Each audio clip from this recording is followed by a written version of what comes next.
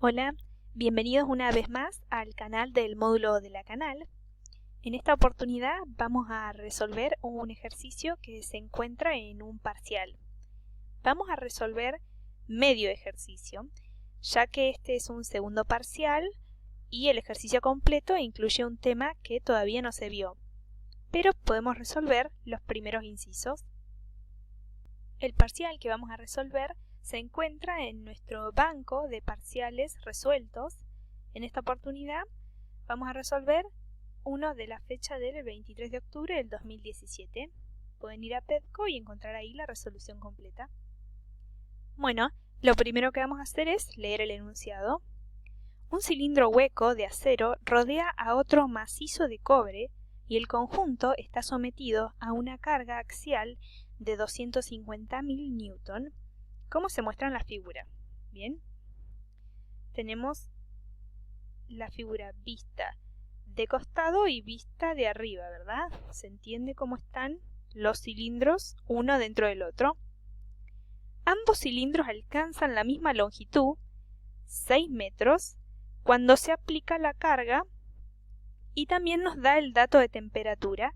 Esto es importante porque lo que estamos viendo en este momento es todo lo que ocurre a temperatura constante, ¿verdad? Si la temperatura varía, aparecen otros fenómenos. Bien, algunas observaciones son, 250.000 newton son 250 kilonewton. En la tabla hay algunos datos que tal vez no utilicemos porque recuerden que vamos a hacer solamente la mitad del ejercicio, o sea, algunos incisos. Y observemos además que los 6 metros es la distancia que alcanzan los cilindros cuando la carga ya ha sido aplicada, es decir, que estamos hablando de la longitud final, ¿verdad?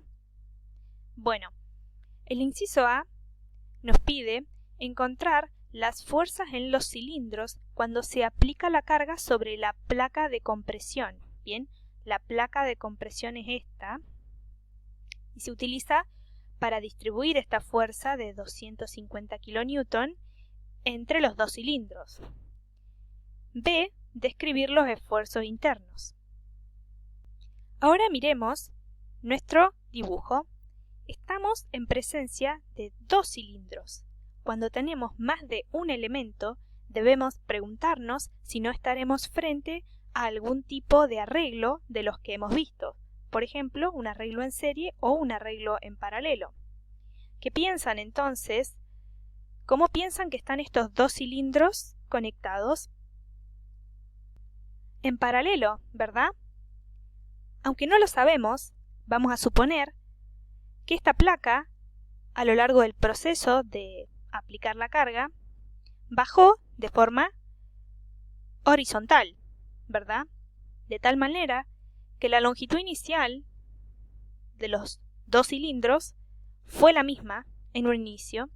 Aunque no es dato, suponemos que fue la misma.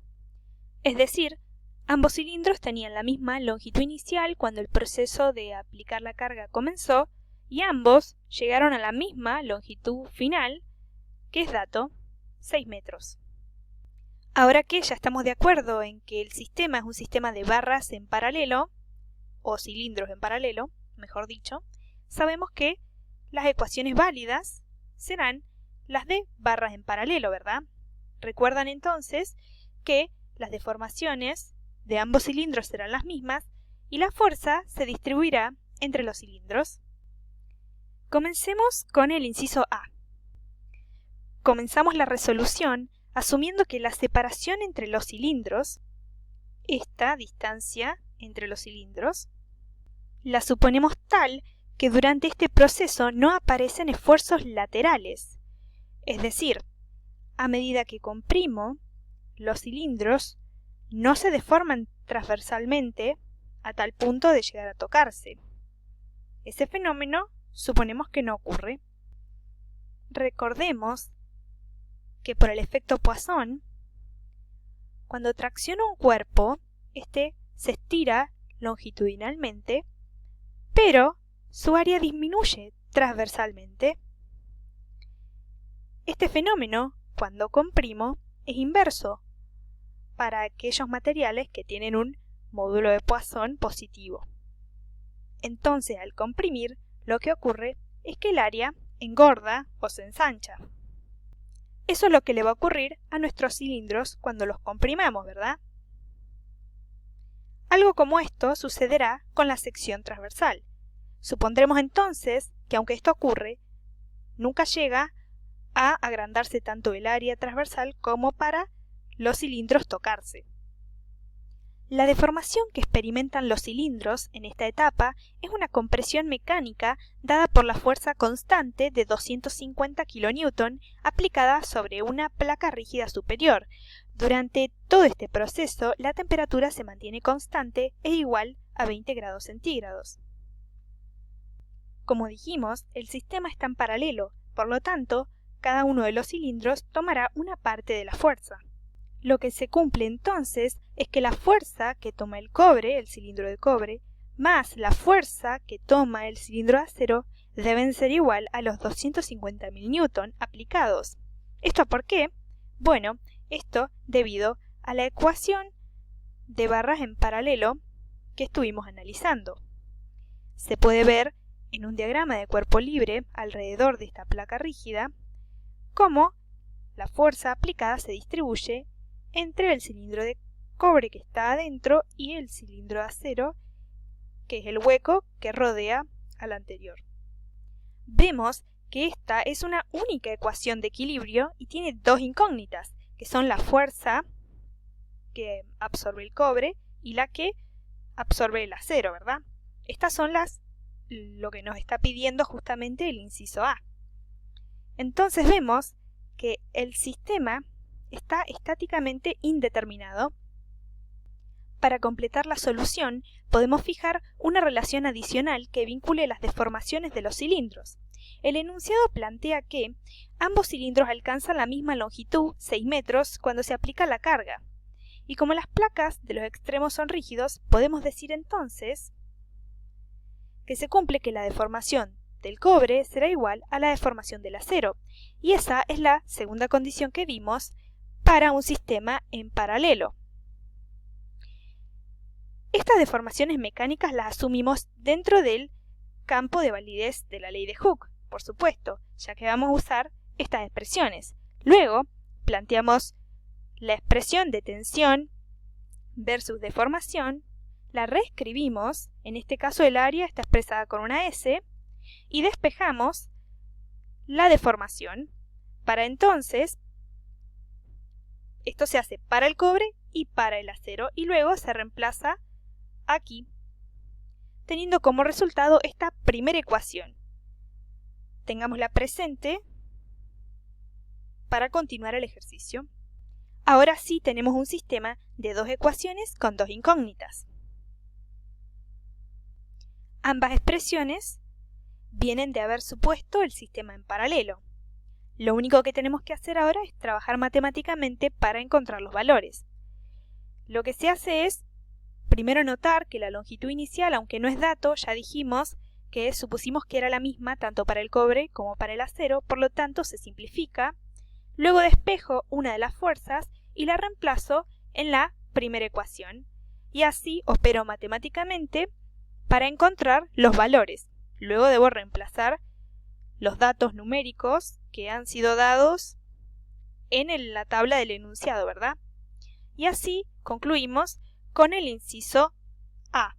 Podría simplemente haber reemplazado una vez y luego encontrar la otra fuerza como 250 kN menos 161,8 kN, ¿verdad?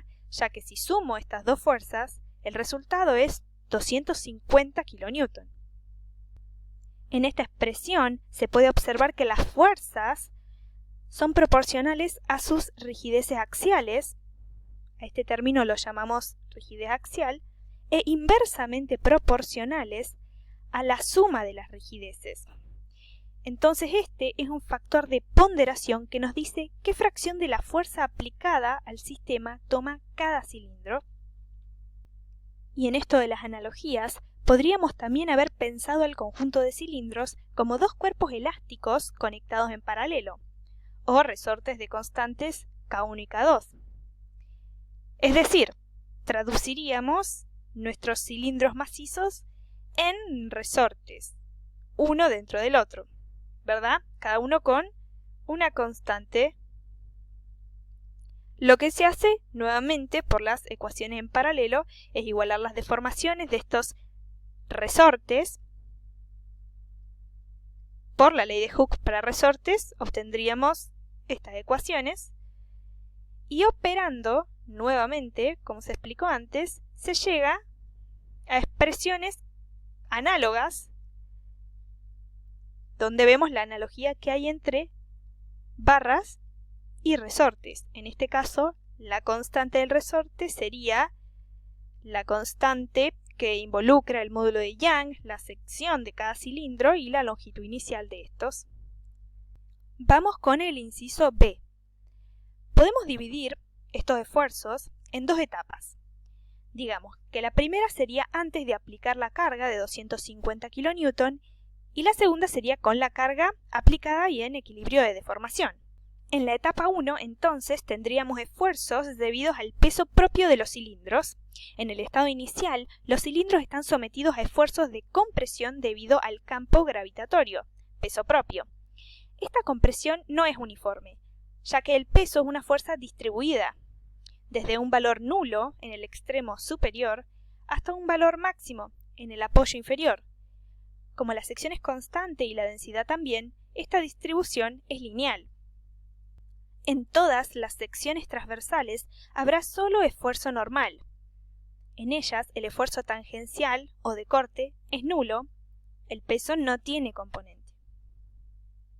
El gráfico muestra la distribución del peso del cilindro interior de cobre tomando como variable X para señalar una sección cualquiera del cilindro.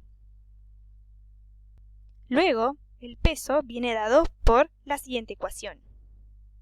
Pero esta es una fuerza y a nosotros lo que se nos piden son esfuerzos, por lo que se debe dividir por la sección.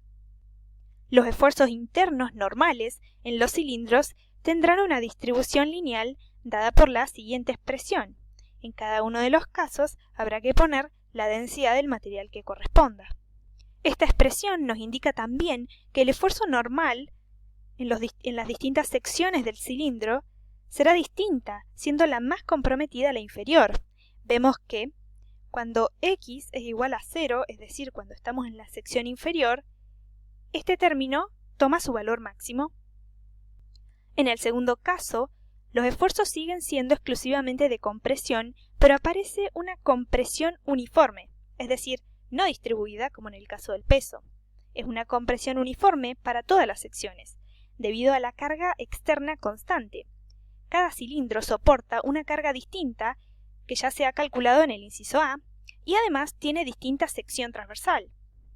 Aplicando el principio de superposición de efectos, los esfuerzos resultantes serán la suma de el debido al peso propio, que se vio en la etapa anterior, y el debido a la fuerza externa de 250 kN, es decir, simplemente lo sumamos. Entonces tenemos, para el cilindro de cobre, tenemos por un lado una distribución de esfuerzos normal,